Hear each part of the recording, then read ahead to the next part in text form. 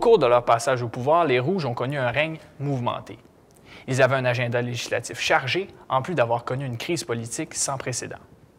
Jeudi, on a appris qu'il y avait un déversement de cyanure dans une mine d'or à 200 km de Chibougamau, dans le comté d'Ungava. Mis dans l'embarras par cette situation, le gouvernement a dépêché à la sortie du caucus son responsable des communications, Simon Laplante, pour calmer le jeu. Ce plan-là, chaque minute compte. Et c'est pour cette raison qu'on ne peut pas vous fournir en ce moment le premier ministre et Le ministre de l'Environnement, principal intéressé dans cette affaire, a quant à lui refusé de parler aux journalistes et a quitté en trombe le Parlement.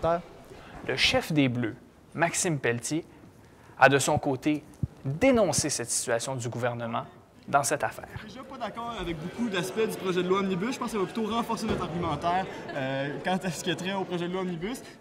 Le député d'Ungava, Francis Baudry, a quant à lui voulu rassurer la population sur la situation qui se passait dans son comté. Et les forces policières de mon comté.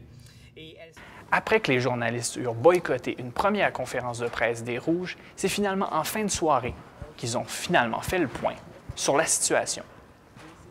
Le premier ministre et le ministre de l'Environnement ont plaidé pour une collaboration avec l'opposition dans cette affaire.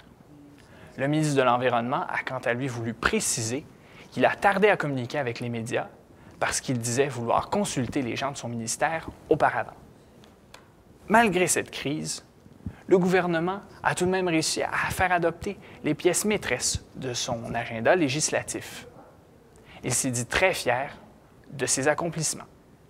Ici Simon Dansereau pour InfoPEC.